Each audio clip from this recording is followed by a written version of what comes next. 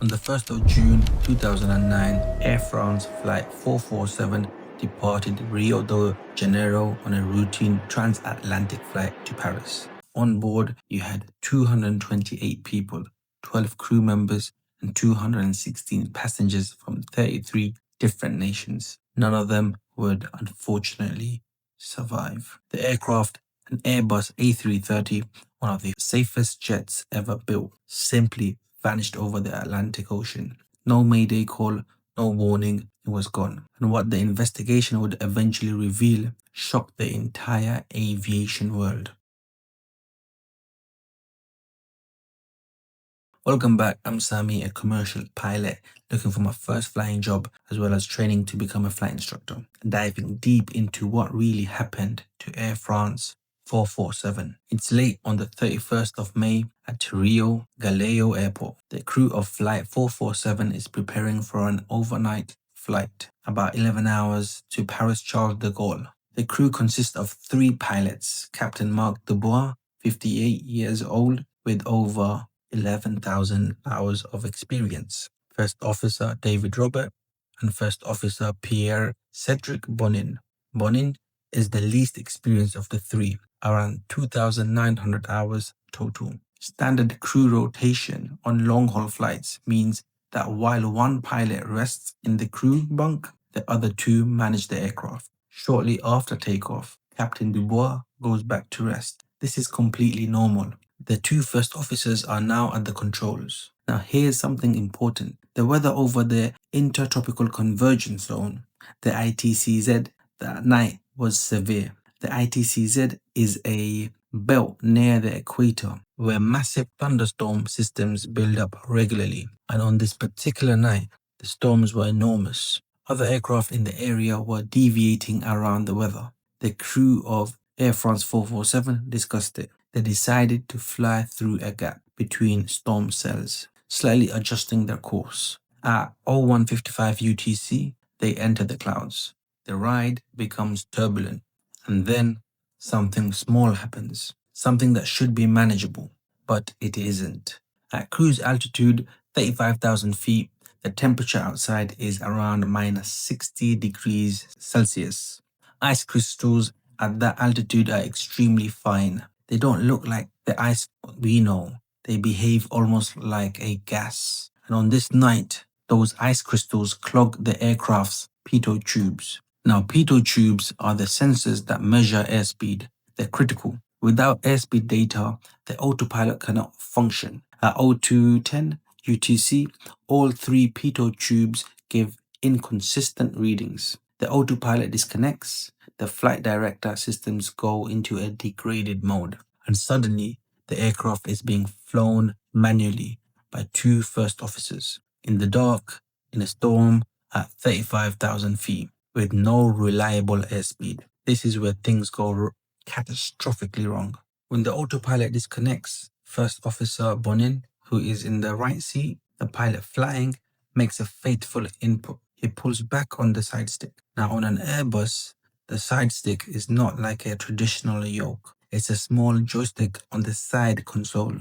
And critically, the 2 side sticks are not mechanically linked. If one pilot pulls back and the other pushes forward, the aircraft averages the inputs. But the pilots can't feel what the other one is doing. First Officer Bonin pulls back and holds it. The nose rises. The aircraft climbs rapidly from 35,000 feet to nearly 38,000 feet. The angle of attack increases dramatically. This leads the aircraft to a stall. Now, a stall at this altitude in these conditions with this crew, it's survivable.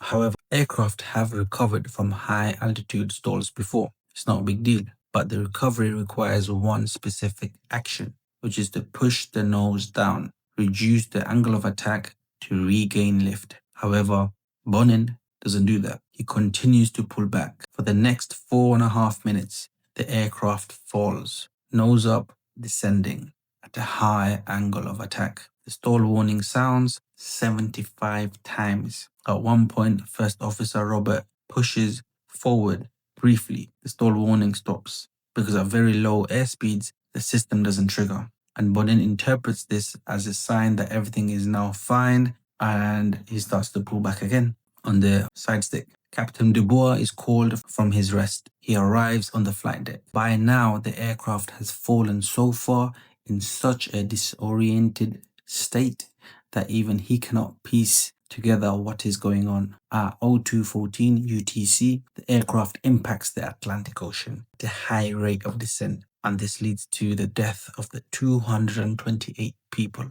souls on board. The wreckage was unfound for 2 years. The black boxes, the flight data recorder, and the cockpit voice recorder sat nearly 4,000 meters below the ocean surface. 3 separate search operations failed to locate them. Finally, in April 2011, a 4th expedition found the debris field, and the data recovered was extraordinary. The BEA, French Bureau of Inquiry and Analysis for Civil Aviation Safety, published its final report in 2012, and the findings were complicated. The primary technical cause was the pitot tube icing, which led to the autopilot being disconnected. But the report was clear.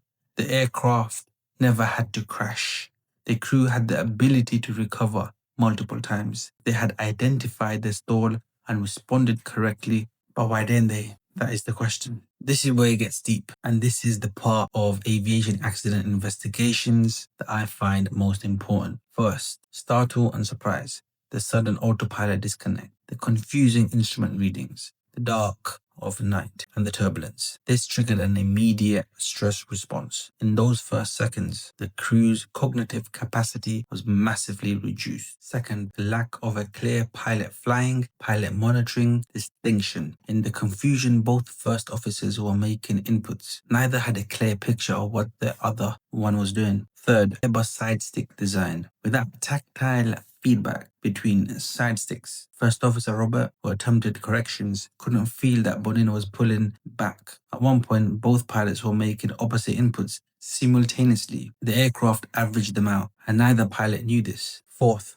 and this is the most haunting, the crew never called out stall and executed a stall recovery. Whether it was because they didn't believe the stall warning, because the situation was so confusing, because they were so fixated on other instruments, we cannot know for certain. They never did.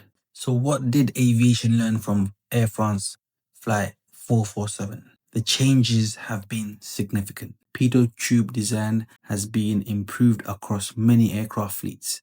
Air France replaced its Thales AA pitot probes, which were identified as more susceptible ice crystal icing with a different model. Upset prevention and recovery training. UPRT, which was never in place before, is now procedure, a regulatory practice course at the end of your CPL training. It has become a required standard for airline pilots around the world. Pilots now train explicitly for high altitude manual flying for stall recognition and recovery. The way crews practice manual flying has changed. Over-reliance on automation had eroded. It had eroded basic manual flying skills. That erosion has consequences. And on the Airbus specifically, dual side stick inputs are now announced with the audio alert dual input. That makes a change. Pilots are better trained on what to do when both side sticks are now active. Air France